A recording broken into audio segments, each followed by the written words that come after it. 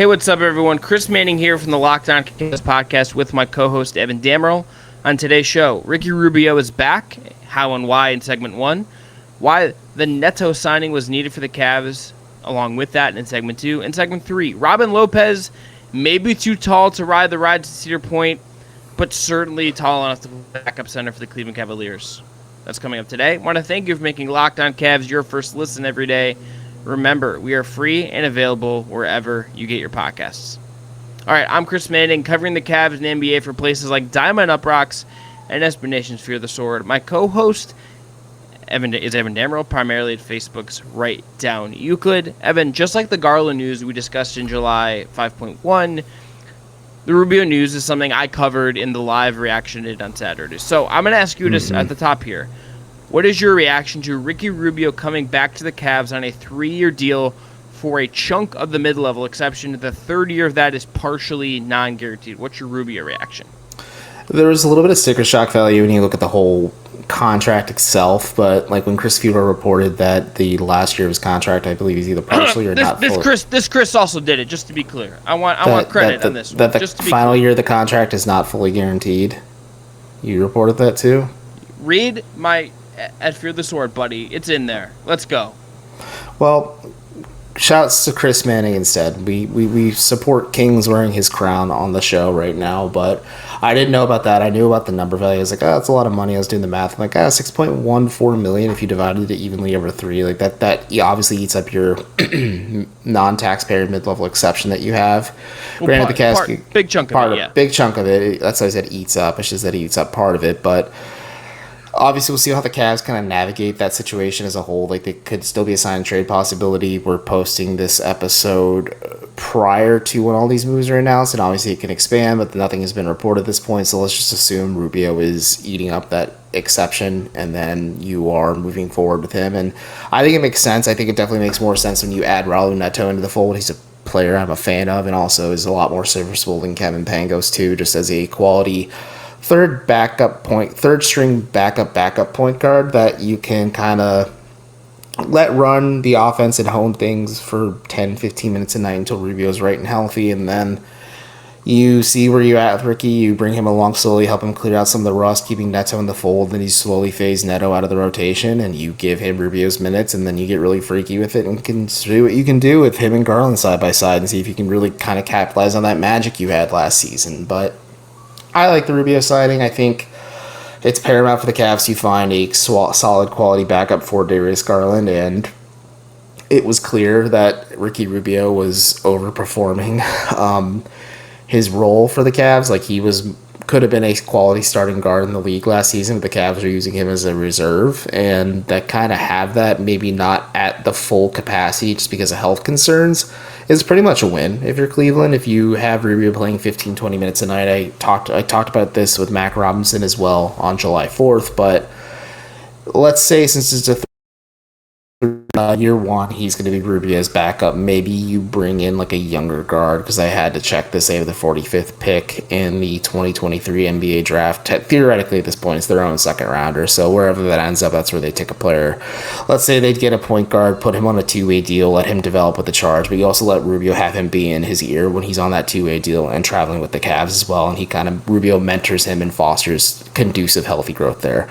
Eventually, you want to have a contingency plan to take over for Rubio to be Garland's backup, because Garland's so young and obviously going to be hopefully with the Cavs long term on his contracts. But for now, it's a good bridge gap into hopefully leading into another younger guard to back up Garland. But for now, it's the right move. Like I said, there were some initial sticker shock value when it comes to the price tag, but when you break down the numbers, break down what he gave you, break down what he was last year, and considering his current status health-wise, like $6.1-ish million is a pretty decent price to pay for Ricky Rubio. Yeah, I didn't have like a ton of sticker shock for me, just because like I think like if you're not using the full MLE and you're getting him at this, and like the last, they're not paying him $10 million annually. That's the thing. Yeah, and like I think it's very clear that like once DeLon Wright got above the MLE, once Tyus Jones got 15 a year to go back to Memphis, like this was kind of where the market was going, and like I think getting him for $6 like Rubio makes a ton of just sense. Thanos sitting on the pile of rubble. Yeah, it's like just tossing rocks around in his hand. Yeah, so like your failure just brought you back to me. Yeah, and I think that note about maybe finding a younger point guard via the draft in the future is not a bad option. Like maybe a second rounder next year, maybe a UDFA that you really like.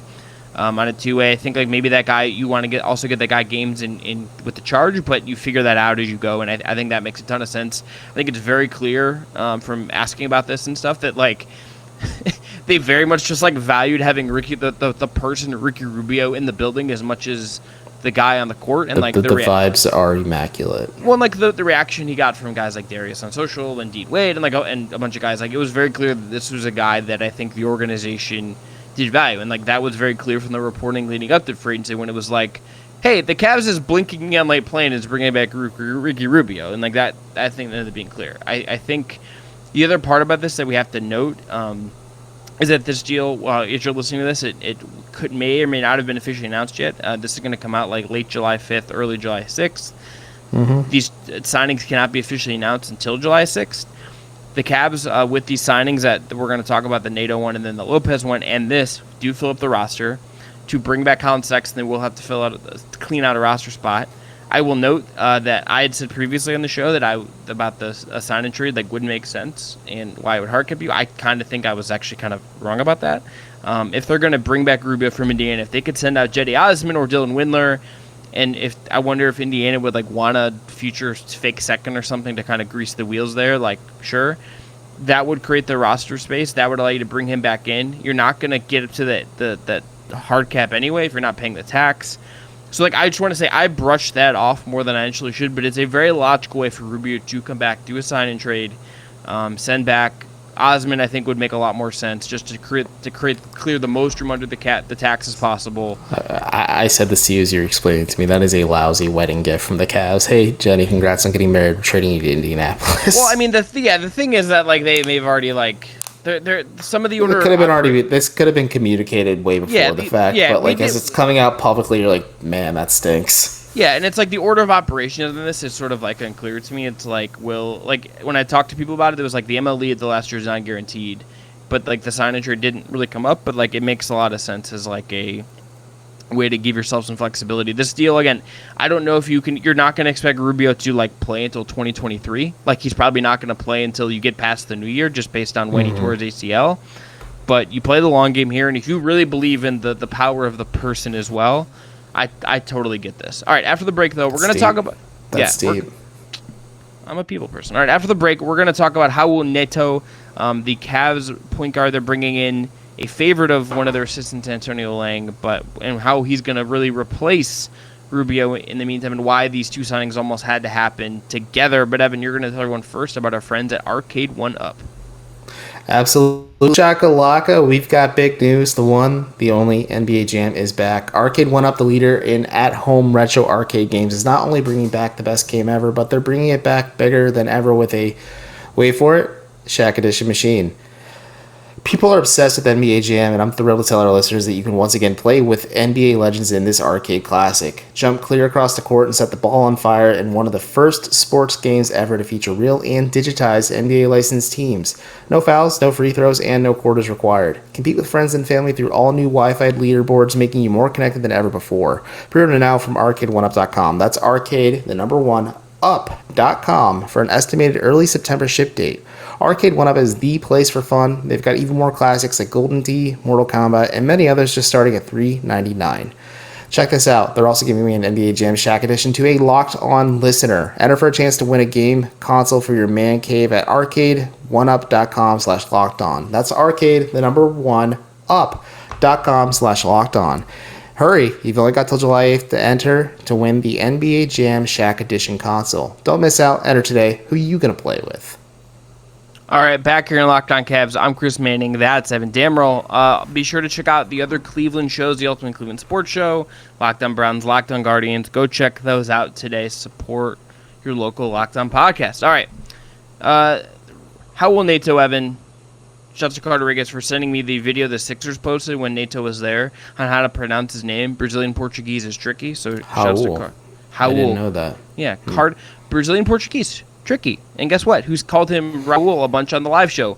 This guy. Not great. I was going to point at myself just in general. I've been calling Raul Neto because I've been saying I've been banging this drum for many moons now. Yeah. Like the Cavs just need to grab someone like this. Yes. So bringing him in, as Rubio's probably not going to play until the calendar turns to 2023, Evan, I think was totally necessary. I think you needed another veteran ball handler. It's clear the organization valued this, dating back to them trading for Rubio last season. So getting one on a minimum deal here, it makes a lot of sense. I think this, in theory, gives you real cover to take it slow with Rubio as he comes off an ACL. I will note that he is listed at 6'1", so like he's not going to give you that bigger guard play that was so key with Rubio a year ago. I don't know if you're going to like really successfully be able to play him, with Garland, with Colin Sexton as he comes back. Nah. But like this is like a stopgap to give you a veteran ball handler to turn to. It makes a lot of sense in theory. We talked about Tyus Jones a while back, just in regards to how like Jones really can't give you the ability to put it like a guard who plays bigger next to Garland, and just the defensive mismatches, at least compared to Rubio and DeLon, right? Neto is kind of in a similar regard to Jones in that case, where like he's a smaller guard, but he's a good table setter, and I think ideally you pair him next to Ochai Agbaji, you pair him next to Isaac Okoro, you put him next to Colin Sexton as well if he's back, but also Kevin Love, and you get really creative with what you're doing lineup-wise and rotation-wise. Robin Lopez too, who we'll talk about a little bit in the final segment, but he is a lot better. I tell myself this, he's a lot better of an option than Kevin Pangos was last season, where Kevin Pangos just clearly looked overwhelmed playing the NBA game, versus just the fact that he's more of a seasoned guard. He's played well with the Wizards, he's played well with the Sixers. Like, you're not going to be expecting a ton out of him. He's your third string point guard, but until Rubio's healthy, until Rubio's right, like, he's not going to look completely overwhelmed and overtaken by the moment. And also kind of gives you that luxury where early into the season, as guys are kind of easing back into things, you don't have to ask a ton more out of Garland to win you games at times, because you have just like a solid, competent option coming off the bench for you, and just providing you solid point guard play, and allows you instead to rest Garland at times, which I think is another win in itself too. And also, like, on back-to-backs, what if you want to rest Garland, you start Rubio instead? Neto is not a bad bench point guard to kind of like just call his number and say like, all right, Raul, tonight is your night, in order to get out there. I had to check the pronunciation one last time so I don't disrespect Cavaliers assumed point guard Raul Neto. Yeah, I mean, I'm like I have to unlearn so many times of saying his name right now, so I'm going to be really catching myself for a bit. It's very fair. I mean, like, you also could see Rubio, like, maybe he doesn't play back-to-backs when he comes back. Nato could step in there and play. Like, it's a guy that I think gives you depth at that position. I think an upgrade. He's multifaceted in that regard. Yeah. I mean, like, look, I think if you look at, if there's a theme, Evan, to me, of, like, this signing and the Robin Lopez signings, it's like, we kind of need. I love the Rolo signing. But go ahead. It's like we need like upgrades over Moses Brown and Brandon Goodwin. Yeah, that's a like really that is good way very to put clearly. it. They're just like that's an excellent way to put it. Like, yeah. Garland, like I talked about in the Garland celebration episode, Moses Brown looked good, but like there were reasons why Brandon Goodwin and Moses Brown were available, and getting quality depth veteran pieces and kind of just banking on your internal development and growth of all these key younger guys is probably the way to go about it if you're Cleveland. Maybe it's not the ideal way if you're observing this. Maybe like you want to be more aggressive at times. I'm sure the Cavs were in conversations and trying to be aggressive at times, but it's the smart, functional way is to have your third depth piece be like a pretty quality veteran who's obviously in the twilight of their career, but like Neto, Lopez, guys like that make a lot more sense than Brandon Goodwin, Brown, even RJ Nembhard, or even Kevin Pangos. Again, I keep mentioning him, but like Pangos was a rookie who was just not equipped to handle starting minutes in the NBA or bench minutes in the NBA. Yeah, like they went for like the older veteran guy in that sense too, as the back through, but it just didn't work. And then like this year, hoping would work. So just on his numbers from last year with the Wizards, 70 games, 19.6 minutes per game, 7.5 points, 3.1 assists. Shot 29.2% from three, 46.3% from the field. I think that 3-point number is just the key to watch here. So, like, he's a career 36.6% shooter from three. He was at 39%, the year before last. I think the hope, Evan, would have to be that last year was just a weirdo blip for whatever reason, and like this is one of those things like I would want to ask like, okay, what happened with your shot last year? Like just pick his brain about that because like you'll need him to stick some open threes and stuff if he's going to play. And like if you are at times going to have to like try to play him, number one, if he's going to play off of LeVert, like you would hope he's going to need to stick threes to make that work. Number two, if you're hoping he can play with maybe Sexton for stretches, if Sexton's back, or with Garland for like hitting some threes off ball and hitting spot up threes and being a spacer to some degree will be something he'll kind of need to do. So I would watch that and let's see what that's like. I guess like if we're looking at a risk here, it's like I think the defensive kind of you're not going to get that Rubio defensive upside, which makes sense. This is a minimum contract. This isn't like a DeLon Wright or anything who you're going to pay like I commit some real money to. And then also like was last year's 3-point dip just a 1-year thing, or is that like a sign that his shot is falling off for some reason? I think you absolutely have to hope that that's not the case. Otherwise, like it becomes harder to play if it's making threes. No, I think that is a fair question. I do think part of it might be the Wizards were leaning on him a lot more last season just because of their situation. Like his usage rate was insanely high last season. Odd team in general, but like the year prior when he's backing up Russell Westbrook, he had a usage percentage about 15.8%, and he was connecting on 39% of his three-pointers. So if you find that healthy balance where because he's equipped to play fast too. Like the Wizards were a team that played fast under Scott Brooks. I don't know what they were for pace last season. I'll look at it now, but like they're a team that likes to play fast, and so they were almost dead last in the league last year. So maybe that's the other odd thing too. Is just like there's interesting ways the Cavs could utilize this, but again, I keep circling back to this. They got a quality veteran option behind Rubio and Garland, so that it gives them the luxury to rest their players, especially down the stretch run or maybe during these games where like you're playing like the Orlando Magics of the world and you're like, all right, we're going to give Darius and Ricky the night off. This might be a scheduled loss just because of who we're getting the night off, but like we can put Raul in as either the starter or let him be the backup. And then you just kind of let RJ Nembhard maybe play if he's up. You let Karis LeVert and Colin Sexton, if Karis Sexton comes back, soak up those relief guard minutes. Like there's avenues to do this, but bolstering the depth behind Darius Garland was like one of my biggest things that the Cavs needed to accomplish this offseason, and they more than did that by bringing in Rubio and Neto. Yeah, ton of sense. All right, after the break, we're going to talk about another signing that seems to make a lot of sense, and that's Robin Lopez at backup center. But first, going to tell everyone about our friends at Built Bar. From the people who invented healthy and tasty, that's bold, comes the latest gift to your taste buds. You've probably tried the amazing coconut brownie chunk Built Bar, but guess what? Your friends at Built have given coconut brownie chunks the puff treatment. Get it? Treatment? You get it? Yeah. Treatment? Pretty good. That's right. Oh, now I really get it. Yeah, I really got to hammer that home. 3 times. Yeah. Right, that's right, though. The coconut brownie chunk Built Bar flavor you love in a deliciously chewy marshmallow-covered 100% real chocolate form into like a fluffy cloud of coconut brownie goodness. That's pretty great. Coconut brownie chunk puffs, that's a mouthful, are only here for a limited time. Go to Built.com now to make sure you don't miss out. They're going fast because they taste amazing.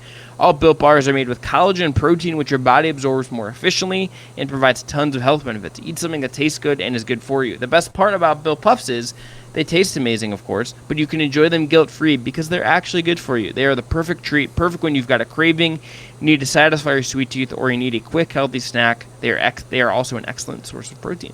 Delicious coconut, rich, sweet brownie, creamy marshmallow. Stop fantasizing. Get to Built.com to order your box of Built coconut brownie chunk Built Puffs right now. Wow. Go to Built.com, use the promo code LOCKED15, and get 15% off your order. Use the promo code LOCKED15. All right, Evan, last segment. Let's talk about Robin Lopez. I just talked a lot. That ad read was just like a coconut brownie chunk Built Puff. That was a mouthful of an ad read. But it was light but filling, that ad light, read. But yeah, it was a lot. So I'm going to ask you, what do you think about Robin Lopez? Cavs bringing him in, just 34. Don't mind the train in the background, folks.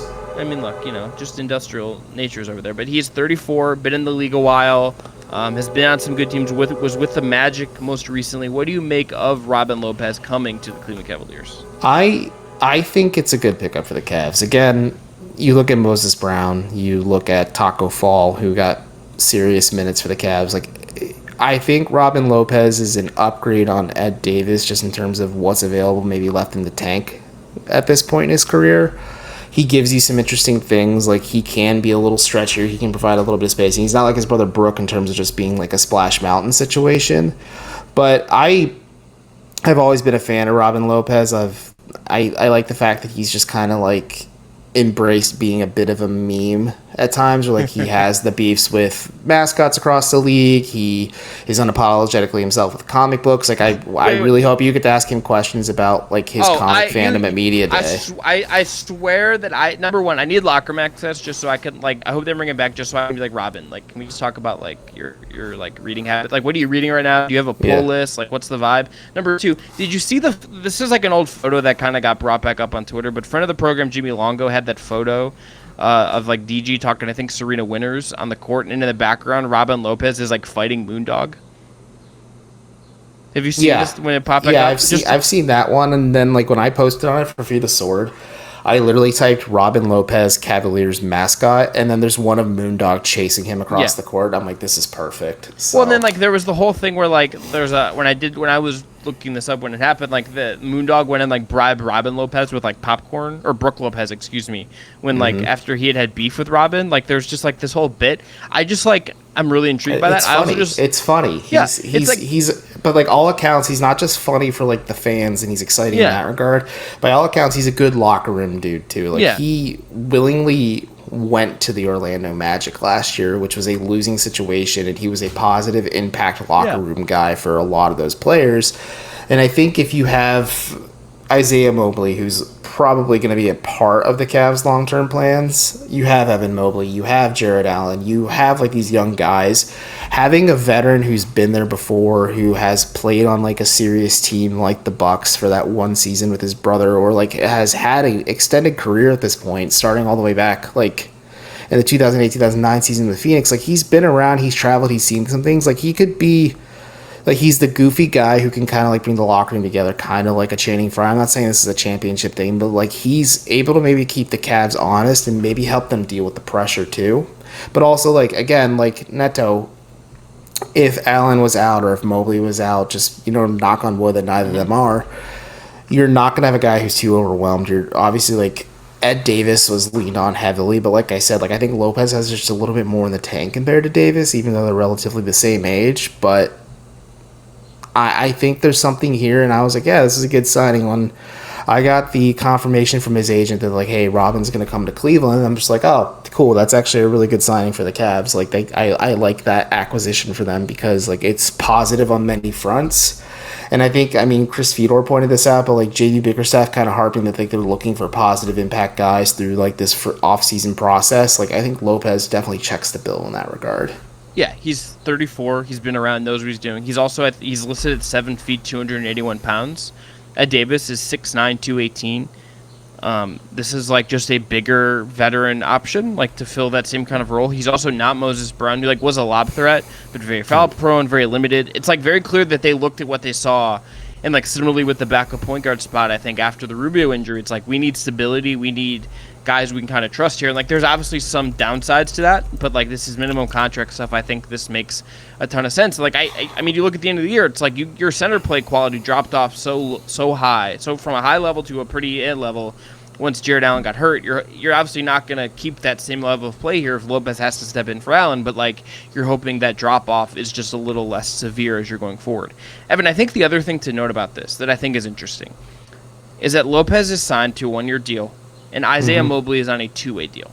Isaiah Mobley, obviously younger brother of Evan Mobley, second-round pick, but center, obviously.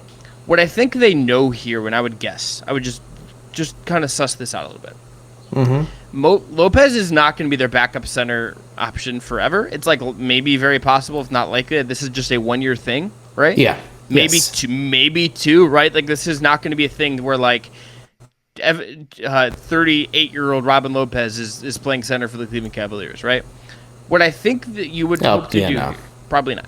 What you would hope to do here, it would seem to me, is you say, okay, we have Isaiah Mobley on a two-way deal this year. We can develop him with a charge. He can spend some time in the NBA if we kind of need him to, but we'd really like to get him time with Dan Giroux and the folks with the Cleveland Charge, get him game time, get him developed, have him around us some. Learn from Robin when he can and stuff, if Robin's kind of open to that stuff, but get him developed this year. Really make this a big development gap year kind of thing for Isaiah. And then if you feel like he's progressed enough this year from what you see internally, from what you see in the G League, all that stuff, maybe you can then have the inside track to sign him to be a backup for Allen come 2023, 2024 when he's on his way up. You could probably get him a multi-year deal. The Cavs love signing those guys off of multi-year deals. Like, there's some logic to this. It's like I think one of the things I really put them to task for in the draft, and I still think there's some validity to it, was like kind of punting on development. Now that we've seen them sign Robin Lopez, and then you see that Isaiah Mobley is officially on a two-way, which I think was always the plan from when they drafted him. Like, you have a development plan here to fill that kind I niche role. You really do, and I think when Isaiah Mobley... We should say in theory, yes. In theory, of course, but whatever. I don't think he'll be bad necessarily. I think we just don't know. Like, we just don't know. Consistently being a solid player for USC gives you a foundation, but you need to iron out a lot of these wrinkles and why he was a second-round pick. He made it kind of clear that the Cavs let him know pretty early that they were going to draft him. So that really wasn't. That's why he kind of shut things down. But Mobley was asked long-term, because he's obviously going to be starting things at the Charge during summer league media availability. What do you want your expected role to be? And he's like, I just want to back up Jared Allen and my brother. I want to provide shooting. I want to provide some connected playmaking. I want to provide rebounding, but mostly backing up Jared Allen and my brother. And I think he may not be ready right now for the NBA. I think a lot of people are saying, oh, they're just going to sign him to an actual contract and let him play in reserve. I think it was smart using this two-way deal for a guy who has some potential to grow and develop, and let him learn from his mistakes under Dan Giroux and the Charge and everyone else down there. And, it makes it more interesting, it makes it more entertaining. But, like you said, you approach this next year and you sign him to the Lamar Stevens or Dean Wade-like contracts where there's obviously team options down the line, but you keep him in-house, you keep him on a cheap deal. And, this is something you and I were advocating, utilizing second-round picks and then utilizing the Charge, which you dragged up from Canton to your backyard in Cleveland, or right next door in Cleveland, so you can develop guys, utilize it properly, so you have, these quality depth pieces that are maybe, not great, but they're good enough that they can play 10, 15 minutes, or if you ask them to play legitimate minutes, they're not going to be overwhelmed because, one, they're familiar with your system, two, they're comfortable playing at the NBA level, and three, more than anything, you kind of have invested time and energy into it. This is a smart way to go about it. The Heat have done this for a while. You saw a lot of their guys just kind of go through that system, and they continue to do so. I think this is just a smart way to do things, and having guys who can be plug-and-play options long-term are smart, but signing guys like Robin Lopez alleviates the pressure of maybe having to lean on Isaiah Mobley so much in his rookie season and giving him the runway to go develop with the Charge instead. Yeah, Evan, any final thoughts here before we end for the day? No, I thought the Neto signing was neato. That's what I put on Fear the Sword when I posted it. But I don't think the Cavs are knocking out of the park. They were never in the DeJounte Murray conversation. They're not going to trade for Kevin Durant or Kyrie Irving or do any of those big moves. And this is prior to Sham saying that the Nets are now operating under the assumption Kyrie and KD will be back. But the Cavs are making smart, logical moves that upgrade the margins of this roster and have navigated just kind of an untenable situation roster-wise and financially to have a pretty solid offseason so far. The Sexton domino is going to be the biggest one that falls still at this point, but we'll just see where it goes from there. But until now, the Cavs are a pretty solid team, and I'm not a huge advocate of running it back, but I'm also willing to be proven wrong because I was also very down on this Cavs team last year heading into it, and they kind of came out the gates storming, and now adding some quality veteran depth might help balance things out so they're actually able to get over that hump and get in the playoffs. Yeah, we'll see what happens. July 6th is the day these deals can be officially announced and signed. We'll see what they announce and how this all sort of shakes out with the structure of the roster. Now, for your second listen today, to get the latest news and rumors in the NBA in just 30 minutes, that's with Locked On NBA. Locked On NBA is your daily NBA update in just 30 minutes or less. Check them out today. The Wednesday show was great. It's got Jake Madison and John Corrales, so go check them out. That's a dynamic duo right there. 2Js. It's great stuff. All right. But I'm Chris. That's Evan. We'll be back more with Locked On Cavs in our next episode. We're going to prep you for Summer League that begins Friday. We're going to get you acclimated with some of the notable guys on the roster. And again, because it's the day free agency deals can officially get done, we're going to react to some of that in a little bit more detail and see what kind of shakeout the roster happens, and we'll update you if anything with Colin Sexton happens, which is pretty quiet on that for right now, but July 6th feels like a date where that process could get moved in a different direction, at least somewhat. But until then, I'm Chris, that's Evan. Be well.